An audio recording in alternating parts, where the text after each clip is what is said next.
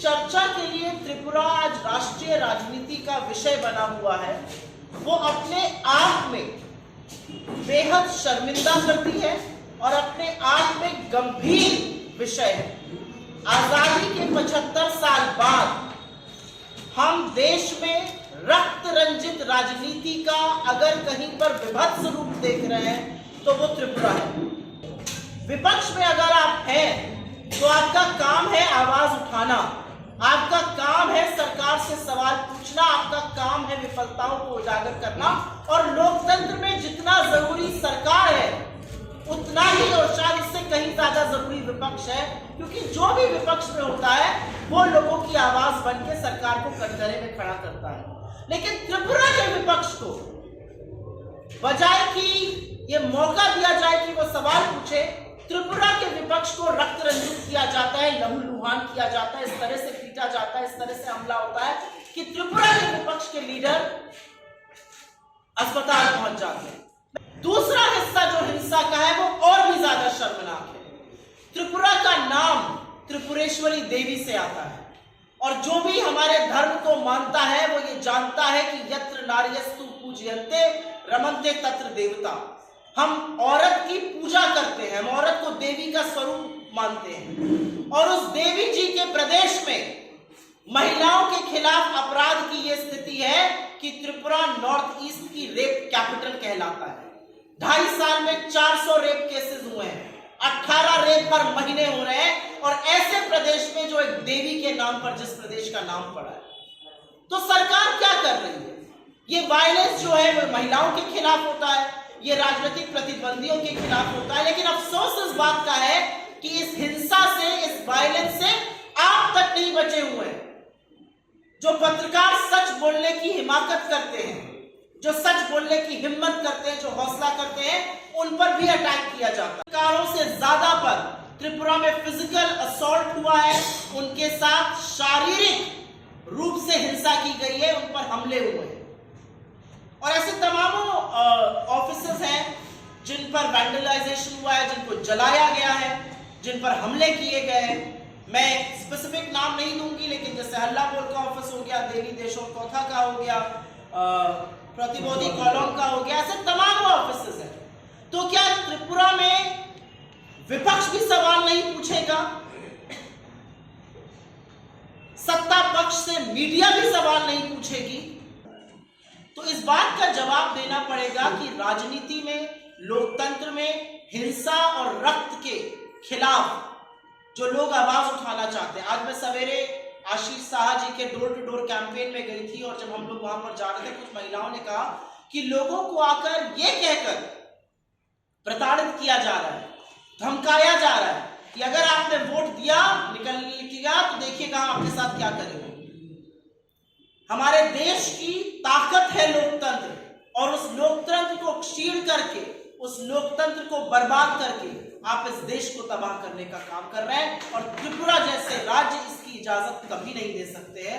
सरकार को मजबूर करना चाहिए यह सोचने पर कि शांति से ज्यादा इस देश में कोई और विचार, कोई और मान्यता नहीं चल सकती है। और लोकतंत्र में राजनीतिक प्रतिद्वंदियों से बहस करिए, हम आपको घेरेंगे, आप हमें घेरिए, हम आपसे 10 तीखे सवाल पूछेंगे, आप हमसे 100 तीखे सवाल पूछिए, हम हर सवाल का जवाब देंगे। लेकिन राजनीति में एक दूसरे के ऊपर हिंसा करना, पीटना अपने प्रतिद्वंदियों को, इसका लोकतंत्र सर्वथा इजाजत नहीं दे सकता।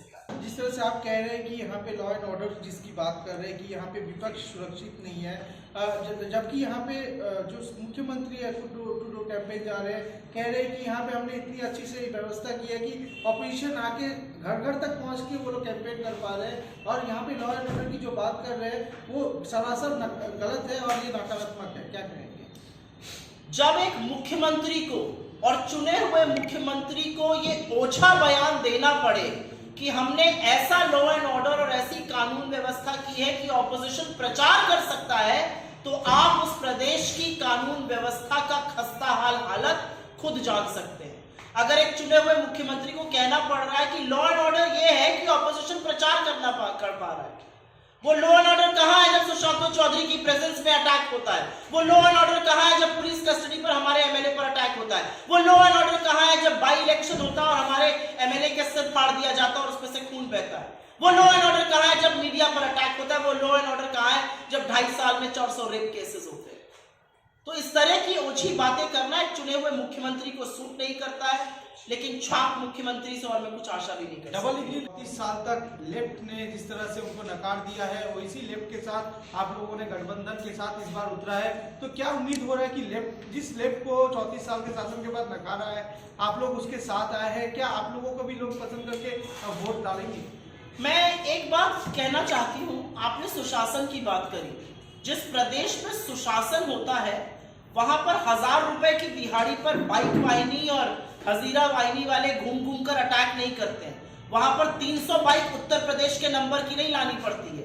कल योगी जी मैंने सुना यहाँ पर थे, मेरे प्रदेश के मुख्यमंत्री है, मैं भी उत्तर प्रदेश से आती हूँ। अगर मौका मिलता तो उनसे जरूर पूछती, अपने आने से पहले अपने गुर्गे भेज दिए जो ये काम कर रहे हैं। ये सुशासन है। सुशासन ये है कि महिलाओं के प्रति, महिलाओं के खिलाफ ऐसे अपराध हो रहे हैं कि यहाँ कहते हुए हम 3 महिलाएं बैठी हैं, हमें शर्म आती है। ये सुशासन है। क्या सुशासन है? सुशासन ये है कि बेरोजगारी से त्रस्त त्रिपुरा आपके 5 साल पहले के जुमलों को आपको याद दिलाना चाह रहा है। सुशासन ये है कि जी तथाकथित डबल इंजन एक मस्खरे को बना दिया था। वो जो मन में आता था बोलते थे, उनको म्यूजिकल चेयर्स करके हटा के आपने हरियाणा पहुंचा दिया। एक ये बन गए हैं जो ये कह रहे हैं कि जी इतनी अच्छी कानून व्यवस्था है कि ऑपोजिशन प्रचार कर पा रहा है। प्रभु की अगर कृपा होती तो शायद हम वो प्रचार भी ना कर पा रहे होते। तो अगर आपको लगता है ये सुशासन है, तो मुझे नहीं लगता कि सुशासन की मेरी डेफिनेशन ये है। आपने एक सवाल पूछा हमारे अलायंस पार्टनर पे, और उस पर मैं जरूर जवाब देना चाहती हूँ। हर राजनीतिक दौर में, हर राज्य में परिस्थितियां अलग होती हैं, जमीनी हकीकत अलग होती है, और इनकी फाइलों में त्रिपुरा का मौसम बड़ा गुलाबी है, लेकिन ये दावे बड़े किताबी हैं। और इसीलिए जो लाइक माइंडेड पॉलिटिकल एनर्जीज होती है उनका साथ आना जरूरी होता है। भले लेफ्ट या कांग्रेस हारी हो 5 साल बाद, जो शिकस्त भाजपा की त्रिपुरा में होने जा रही है और जो हमारी सरकार बनने जा रही है, वो इस बात को साबित करती है कि लोकतंत्र की ताकत ही ये है।